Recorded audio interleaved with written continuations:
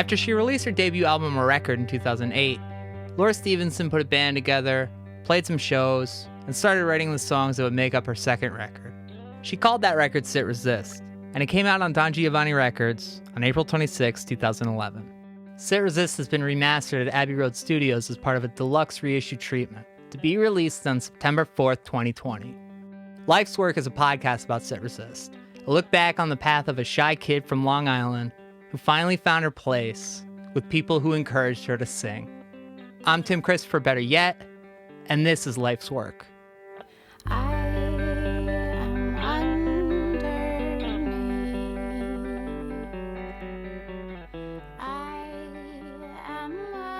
Laura Stevenson grew up in Rockville Center in Nassau County, Long Island. Describe Long Island in one word.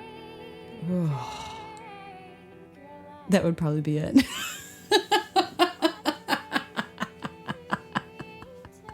It's a dark place. Long Island has a vibe, but in the early 2000s it had a vibrant punk and ska scene. A fact that Laura stumbled upon when she was in high school. My first show that I went to with my friend Katie, she just found out about this ska festival. Uh-huh. And so we went, and I remember exactly what I was wearing too, because I was wearing bootcut jeans and these loafers that had a heel. Do you remember the shoes that were they were Steve Madden's or something? And I was wearing this purple shirt. And I was like, this is cool, right? I don't even know what I should wear to this thing. And Katie had a cool outfit on, but my friend Katie was she and I would just go and explore together because we just had no idea. And so we went to this show in this giant church, and we saw ASOB, and we saw this band Channel 59, which was Dan Deacon's band. Oh wow! And that was I instantly was this band is fucking amazing because they were absurdist, but also really good, which is what Dan has continued to do as certainly. A musician. And I just thought he was amazing. And so I had a screen name that was had 59 at the end because I loved Channel 59. They were my favorite thing. So I don't know. We just all of a sudden we're holy shit, this is a whole world, and this is every weekend in different places in VFW halls, and it was nuts. And so we just would get flyers and find out about shows.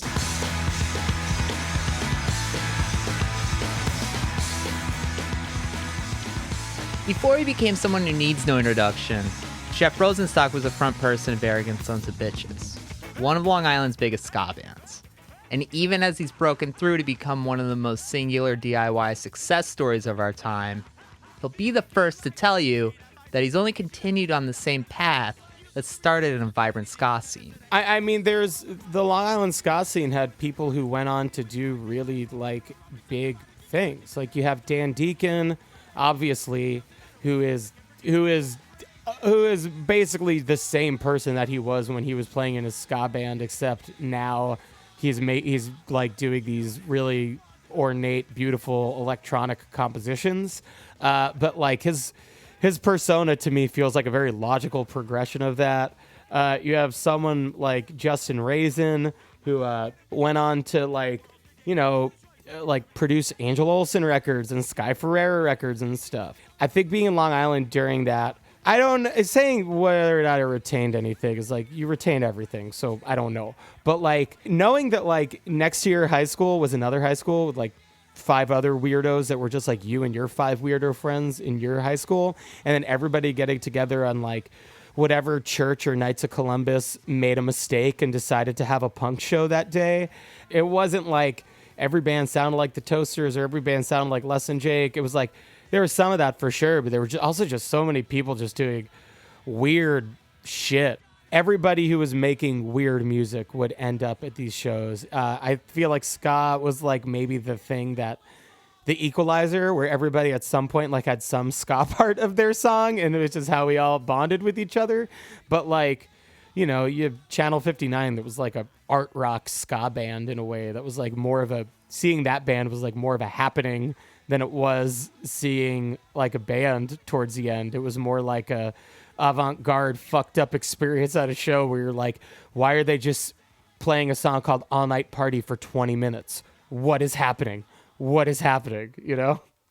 I think, so I think maybe that did inspire me to just be like, okay, you could do fucking anything, you know? Ska music ranks as maybe the single most maligned genre of guitar music there is. And the reason it's so maligned is because it's the least cool. But it never tries to be cool. Yeah, for sure. And like, especially for me, because I feel like I was one of the more abrasive people to hang out with in a ska band when I was in ASOB. Like, so, you know, with reason, people were like, you're uncool. It's because I was uncool. I was annoying as fuck, you know? And for kids like Laura, ska is a genre that passes no judgment and only welcomes. So the Long Island ska scene was a bunch of nerds, I'd say. It was very geeky. And I don't know, it seemed like it was just the kids that were kind of smart and kind of silly from all the schools on Long Island. All the high schoolers that were just kind of like, maybe didn't have a niche or maybe played the trombone. I don't know. But I don't know, when I went to my first show and I saw all my favorite bands, I soon learned that they'd be all my favorite bands. It was just like, I figured out that was the place I belonged, because I really didn't feel like I belonged anywhere in high school. And I felt like maybe the punk kids were a little like punker than thou. The hardcore kids were a little, you know, more hardcore than thou. And the ska kids were just like, go, whatever, like come hang out and be silly and like eat Fun Dip and skank, which I never did. I didn't skank. I just kind of hung out and chilled in the back and watched everybody skank because I was too nervous to skank. Could you imagine?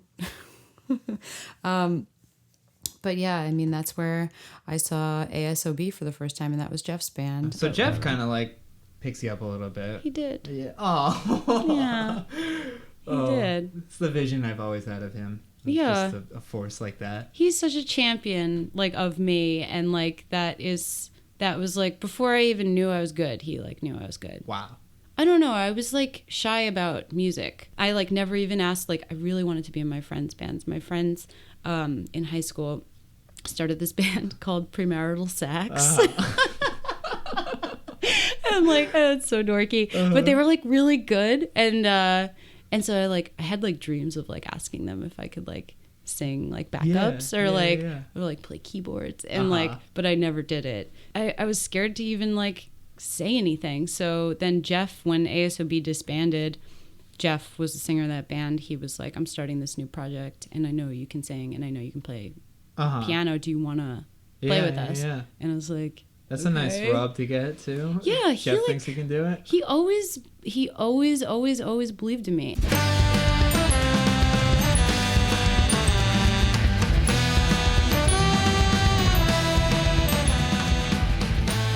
After the breakup of ASOB, Jeff started Bomb the Music Industry and his donation-based label, Quote Unquote. Bomb was prolific, extremely prolific, and strictly DIY. All the records were available for free. They set a $10 limit on all their shows. They even made a Bomb the Music Industry stencil available for kids to make their own shirts. Music writer and Staten Islander Dan Ozzie called Bomb the Music Industry Fugazi for the internet age of punk. But before all that, it was just Jeff putting together a band with some people he knew who were living at home, including the geeky kid who was too nervous to skank.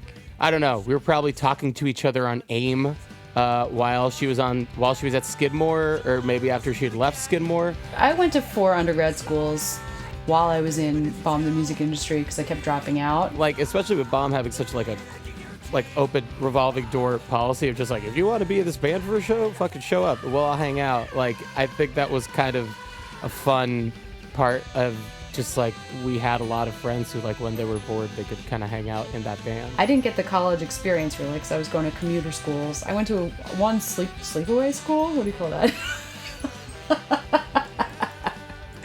Regular school? But like Laura was definitely like in it for tours, especially super early on. I dormed. I was living in a suite. for one semester. Skidmore, they kicked me out. She pitched in on a bunch of tanks of gas and stuff when like we didn't have any money to do it, and it was very, very kind of her. I just was like, I guess I'll never do music with anybody because nobody's asking me. And then Jeff asked me, and I was like, finally. Somebody. Yeah, and it gave me so much courage to then later on go for it with other people and ask them, like, do you want to play together? Do you want to... I mean, I don't jam by any terms. Like, I'm not a jammer. It makes me very uncomfortable to even think about jamming. But I've asked people to, like, come and play in my band, or, like, I don't know, Mike and I, when we were, like, first getting together, we were, like, kind of writing things together. We were, like, I guess we were kind of jamming. I met Laura on April 26th, 2007. We were both interviewing for the same job at a music summer camp. 4 years to the day before Sit Resist was released, Laura Stevenson met Mike Campbell, her future bass player, partner, and now husband.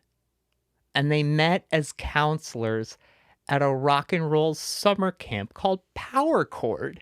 Is that not the cutest thing? And the job was just horrible. I mean, it was 6 days a week, and the one day a week you were quote unquote off, your off started at 4 p.m. So this job, I think, really hastened Laura and I becoming very close very quick. Laura didn't smoke cigarettes, but she would take cigarette breaks because that was the only 10 minutes you can get away from the kids.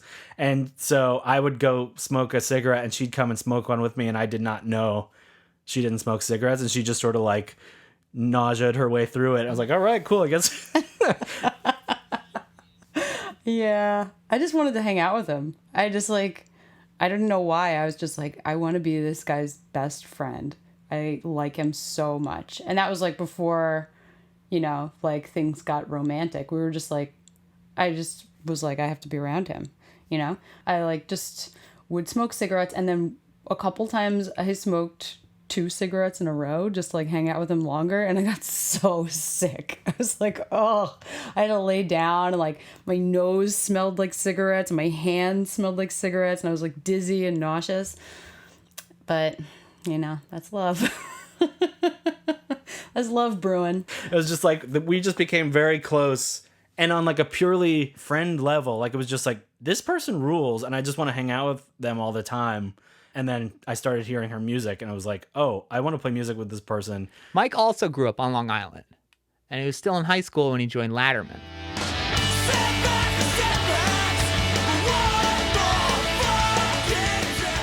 I played in a band called Ladderman. I'm not going to say pop punk.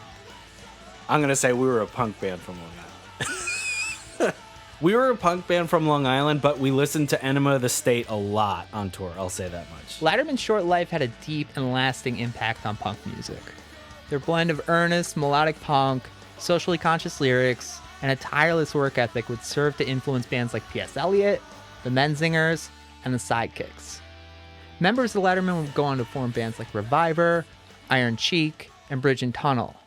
And not to mention Cutro, which Mike started with Jeff and Dave Garwacki.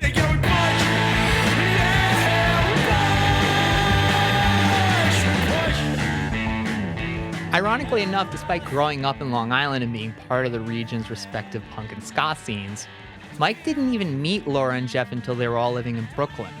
Maybe you could call the music that they were playing together punk or ska, but when you ask Laura or Jeff or Mike, they were just playing songs, and playing them because they were having fun with their friends. That earliest stage of Laura playing punk shows, she was playing, the first time I saw her play a show was at this place called C Lab 187, and it was just a backyard in Bushwick, and she was playing, and it was a Bomb show, and Laura was playing, and there was a couple other bands, but it was basically just Jeff and John and Sean McCabe, who ended up playing trombone on a record. they were playing, and literally there's photos from that show where you can see Jeff looking at Laura's hands to be like, what's the next chord? Just like, not really, just like there was no, it was just like, we're all going to play together. And if you mess up, who cares? You know, like this is fun. I play on your songs, you play on my songs. Yeah, we just had like just random characters coming and playing, and it never really organized itself until like kind of the second half of Sit Resist touring. It was just all learning about like the different players and their interpretations of the songs. And like, yeah, it just opens you up to other people's energies. And it just kind of like makes you just feel a little less uptight. You know what I mean? Like, cause I'm not like a control freak, but like, I definitely, if I'm doing something myself, I have like a way that I want it to be. But then when you invite other people into something, it's like, if you just make it about what you want and they're just doing the thing that you want, then it's just like, you could just be doing it all yourself. You know what I mean? So it's like, it's cool to have just other people's energy and people that support you and love you, you know, like I've only played with friends really. And I don't know, it just brings like a joy to it that I otherwise wouldn't have experienced, you know what I mean? And it makes you better. While some cool kids started websites and decided that anyone attached to punk or ska was someone to laugh at, sites like Quote Unquote and Dave Garwacki's If You Make It were forming communities around the music that their friends were making. I think I don't want to speak for Dave with what he was doing for If You Make It, but I feel like we're kind of on the same page of just like, I don't know, we're excited about the music that our friends are making, and we thought it was good. With Quote Unquote, it's just like the records that I put up on there were records that like my friends were putting out, that whether or not it was like even my personal style of music necessarily, I was just like, everything that was up there in the early days was just like, oh shit, like my friend made this record and it's like weird and it's cool and they were trying to do something, and that's awesome. And I think that just like extended to, you know, the rest of it. I think maybe it also comes from like, I don't know, maybe it comes from just like not ever being cool and not ever really like being the cool band or being like the cool kid at the show or anything like that. And I'm sure that's a feeling that Laura can relate to. Like we've talked about shit like that before. And at some point just being like, well, fuck it, man. Fuck being one of the cool kids. Like I want to be really supportive of what my friends are doing because I think it's cool and I want other people to know about it. And I just like, we don't need like someone else's club. We don't need to even have our own club. All we just need to do is just like acknowledge that like we're all doing cool things, or just be positive about stuff that other people are doing instead of like being competitive about it. Honestly, the community that Jeff's music kind of like has formed around Jeff's music, or that Jeff's music formed, you know, like just bringing all these different walks of life together, which is very cool because, you know, I was doing like quiet, kind of like Weaker Than Z, kind of like Elliott Smithy, like indie shit, you know, like there were some songs that had like a punk beat, but like not really that many, you know, and it was a lot of stuff that like, you know, younger kids probably would have like maybe poo-pooed or never wanted to listen to in the first place because it's like really like feelings based, which Jeff's music is too, but it's kind of like feelings based with like all this loud crazy shit going on, so it's like easier to access that, you know, like for like a kid that doesn't want to like deal with that kind of shit when they're 16. But yeah, I think it was just the community was just so open to me, and you know, having a record be out on Quote Unquote, so the kids already had access to it, you know, like I was just like a part of the scene, even though I was obviously different, you know, but it was this group of bands these are the bands that I like, you know, like, I don't know. So that was cool about Quote Unquote, because I could just kind of like be lumped in with bands that I sound nothing like. You know? Some people look at punk and ska as music you're supposed to grow out of. But what if you just keep growing? It's not like you're made to grow out of yourself into something new. You'll start somewhere. Nervous Rex, like in particular, like where'd that song come from? I wrote that one in November of 2008, and Mike and I 2007. And Mike and I like fell in love in October of 2007. So it was like, it was like new and like scary. I think that was like my first like real big love song. All the blips of the sinking ships are all sinking into your. What was the first of Laura's songs that really stand out to you? Nervous Rex, for sure. It was actually the recording she was making as she was writing it. I mean, I just recorded it on GarageBand on my. That's the recording that's on the record? Yeah, with the external speaker, like, because I didn't know how to, I don't know, I still don't know how to use, like, a external microphone. Yeah. So, like, yeah, on those old, like, it was, like, a 2007, oh, yeah, because I used all the money that I earned at Power Chord to buy myself a laptop. So it was that laptop, so it was, like, I bought it and that was, like, my first, like, music project on that laptop. Like, the recording of it is her creating it on the spot.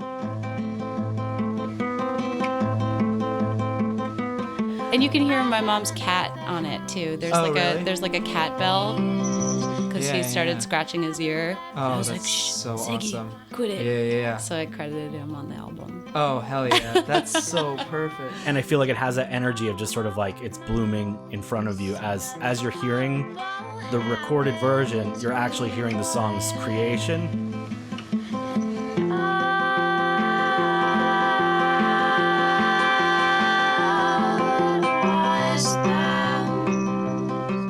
And that's just when they wrote it. Yeah, and I recorded it on like the guitar that my dad bought me. So Yeah. it was really hard to play, and I wasn't like that strong of a player yet, and I was like trying to like figure it out. And so like there were like a lot of things where I was supposed to be alternating between two different strings, and then I would just accidentally pluck the same string. Yeah. And that happens like a lot on that recording. That's so fucking. And I remember listening to it for the first time. I think she just sent me an email and was just like, hi, was the only text in the email, and then just attachment.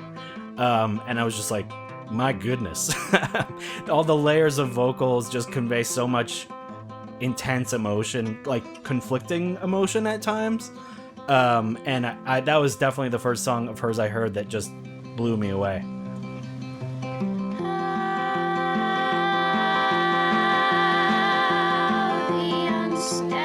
When she made a record,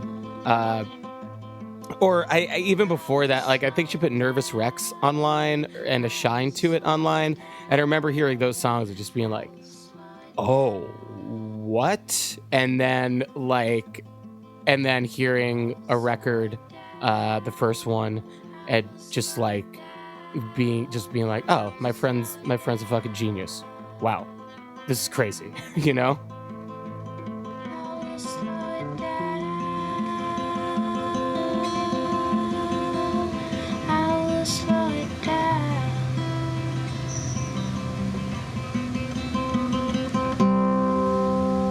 Laura Stevenson was still the same nervous kid who went to a ska show when she joined her first band and started making records with her friends. Still the same when she made a record of her own with her friends and formed a band and continued to write songs with her friends. And that way nothing changed. But the music changed everything. We were playing a lot with Bomb. I think in my mind, the first real Laura band show was actually at Bill's Bar in Boston, which is no longer there. It was right across the street from Fenway Park. And it was Bomb was doing a couple album release shows for Scrambles. And we played those shows, and the Bill's Bar show just felt like we opened with Halloween, which was before Sit Resist was out. And just the people in the crowd who were obviously Bomb fans, the response to us playing that song was the first time it felt like, oh, this is like, people are going to like this if we record these songs.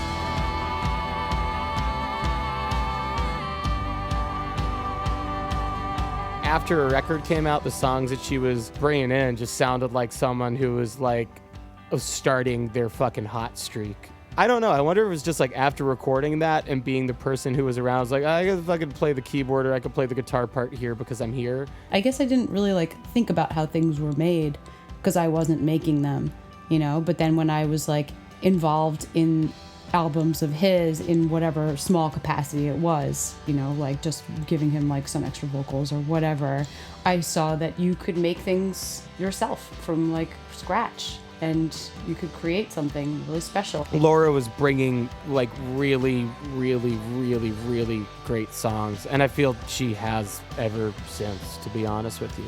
Like, it's funny to talk about Sit Resist in this context because I think Laura has continued on to make records as good and better than Sit Resist. He like showed me that I could create everything, all of like the content, and then like go and execute it, you know, on tour, and I could just do it all myself. And I guess I owe him some gratitude. I owe him some thanks. Yeah, I wouldn't be doing it if it wasn't for him. I say that a lot, but it's true. Life's Work is a production of Don Giovanni Records and Better Yet. To pre-order the remastered Sit Resist, visit dongiovannirecords.com. For more info on Better Yet, visit betteryetpod.com. Next week on Life's Work. Pratt University is in Clinton Hill, which is like, you know, a really well-regarded art school. University or college? Pratt University? Pratt University, yeah. Right? I don't know. We're going to make this cleaner for Tim Pratt to edit. Art School. Pratt the Art School. What? Pratt Institute. Oh, we're both wrong. Pratt Institute. Right. So...